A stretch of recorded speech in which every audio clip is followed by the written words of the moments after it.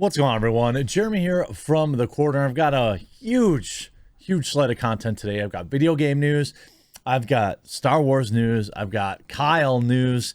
Probably as the closing arguments are going on right now, I'll have some sort of recap at the end of the day. So make sure you click that red subscribe button down below so you can actually get notified. As we know, YouTube likes to hide these videos. Kyle actually received some pretty good news this morning. And also some interesting language in the way the judge was preparing the jury for the final closing statements here that point to, I'm so cautiously optimistic because I'm so nervous for the kid. It just seems like the courts never get it right in these huge cases. And then people come out afterwards and write a book called What If I Had Done It? I mean, wait, that's the wrong case. Very different case. But I'm really thankful for all the coverage that's being provided by independent YouTubers. I will say there seems to be something funny going on with YouTube striking down independent coverage of it, not the original source material. Hopefully that's just a glitch, but as we're all pretty much aware, those things never happen. Because the nature of this video, I'm really happy to have a sponsor. Christmas is coming. Check out Kamikoto. Huge shout out to this video's sponsor, Kamikoto. Kamikoto makes great Japanese steel kitchen knives using traditional techniques from Japan. Kamikoto also only sources its steel from Japan. Each knife comes in a beautiful heavy-duty ash wood box. It makes sure the knife is stored safely. It also makes Kamikoto a great gift. Each knife goes through a rigorous 19-step process that takes several years from start to finish to complete. With more than 100 years of experience between them, their expert bladesmiths forge and shape raw steel into hardy blades. Each knife is individually inspected. Kamikoto is so confident about their knives that each knife comes with a lifetime guarantee. And look, I can talk from a personal experience. When I got this and I opened the box, I felt excited. It comes with it's really nice to me. It comes with like certificate of authenticity. The knives are all packaged in there and look really nice. They're well crafted. They feel really good in your hand. Kamikoto has a big sale going on right now. Is offering an extra $50 off any purchase you make with the discount code TheQuartering, and that's on top of their already special offers. So click the link below or go to kamikoto.com/TheQuartering and use promo code TheQuartering to save $50 today. These things make an awesome gift for you or for someone you love. As I said, Christmas is coming, supports the channel, and reduces the pain from covering these type of topics that YouTube doesn't like, so appreciate you. Now, there's some interesting slides going on right now in the closing arguments, which we're going to discuss, but I want to start with Kyle's really big win this morning, and that was that he had dismissed count 6 and completely blown out this fake rhetoric. Essentially, as Sean puts the actual Justice Warrior, one of the shortest people I've ever met. Right, so the illegal pew crossing straight lines narrative is gone. Credit to two lawyers who came out day one and said, nah, from my reading of the local law, it's perfectly allowed. Again, this was brought in bad faith. If we look at the clip, you could see here, this is the second that has now been dismissed. I think this is really good for Kyle. Is the firearm here now? Yes.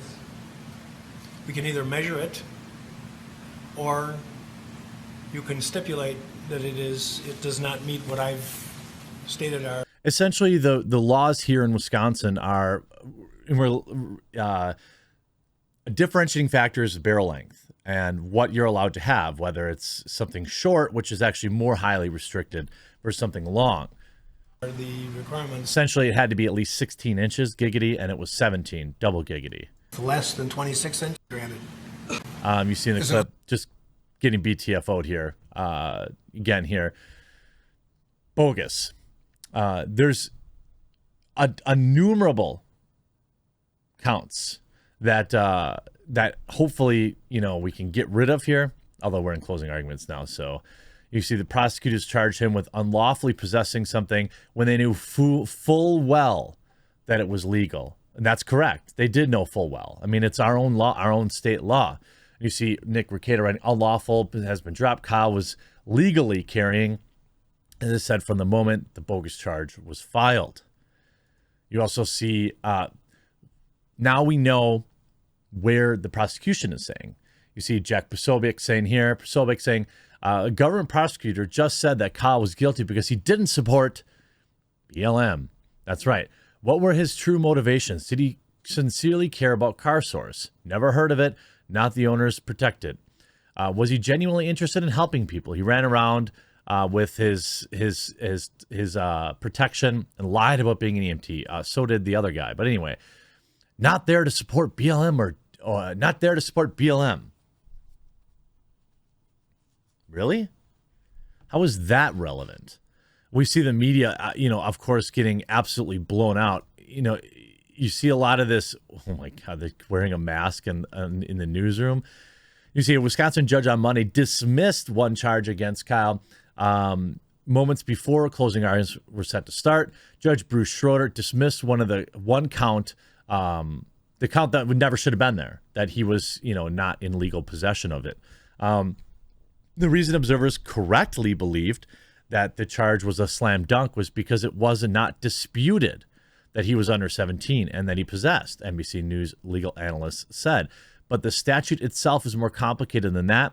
For the statute to apply, the defendant also has to violate a hunting regulation that only applied to people under 16. The defense discovered that this was essentially an error in the legislation, that Kyle cannot violate the law for one that only applies to somebody who's under 16, since he's now, of course, 18. He was 17 at the time. We could see a lot of the maximum copium here. Kyle, judge dismisses one charge, and I'm like, oh, so bad. And who is this? Let's see. I'm assuming Washington Post editorial board columnist, 500,000 followers, doesn't understand basic law. You could see, Rickett already getting here. Maybe try reading the law and bringing on lawyers who have read the law to comment on it. Yeah. It wasn't, by the way. Tell me you know nothing about the case without telling me you know nothing about the case. This is one of the biggest idiot talking points that you see on Twitter is that, he crossed state lines, which he didn't. Smash like if you know that. And also that he was not in legal possession of it, of his protection, but he was. And you can see the entire comment section just dunking on this guy. I mean, Nick's got an army ready to go. I mean, that's quite frankly, you can see here, Ryan Cannell writing makes perfect sense. 17-year-olds are allowed to have these things in Wisconsin, and law makes it perfectly clear. This charge should never have been filed, and the prosecution knows it. Another lie pushed by mainstream media. Here's another blue check mark, maximum copium, former CNN, HCAN, I don't know what that is, current TV. This article doesn't say why. He was 17 and illegally obtained his protection. No. And of course, you could see 78 quote tweets to 66 likes. It's weird. Here's Nick saying, makes sense if you actually read the statute. Again, it's so weird to me that so many people, it's so easy to watch it and just see what's going on. You're not exactly a lawyer by watching it, but you can understand some of the basic facts. And this is why it's what Nick is doing is so important, is that he had at one point 70 or 80,000 people watching his stream. These are 70,000, 80,000 people who are able to, in real time, debunk a lot of this blue checkmark absurdity. I mean, why wouldn't it? Why wouldn't it? And then you see another blue check mark. Ridiculous. Who do you work for? Health columnist for Winnipeg News. Okay. I assume you're a legal expert then? Look how scared the judge is here and the prosecution. Oh, that's his defense lawyer, actually. I mean, again, It's like people are living in an alternate reality. White privilege, the same law would have applied to him if he were any other color. And now people are like, investigate the judge. The judge is biased. Maybe the judge understands the law. You can see this. Anyone else see what I'm seeing here, or am I just projecting? And you can see, you know, essentially the judge is trying to be very, in my opinion, to be very clear to the jury. Check this out. It's a 9-second clip. The burden is on the state to prove by evidence which satisfies you beyond a reasonable doubt that the defendant did not act lawfully in self-defense. The burden is on the state. So you see, he writes, I just feel like the way the judge looked up at the jury when he mentioned self-defense, he believes Kyle's innocent, although maybe I'm just projecting. I mean, maybe he, you know, he had like 30 something pages of stuff to read. So maybe it is a little bit like hopeful, wishful thinking. But as everything goes on now, you know, we've seen one of the charges dropped. It's insane. You see, in fairness, is PBS issuing copyright claim because their viewership certainly spiked since Nick's stream was taken down. You see PBS now having 90,000 viewers. It's weird. The independent coverage of this has been getting kind of copyright trolled, so to speak here. I don't really know how else to describe it. And that doesn't seem right either. It's going to be interesting to see as we suffer through the prosecution's 2.5-hour closing statements today. I'm hopeful.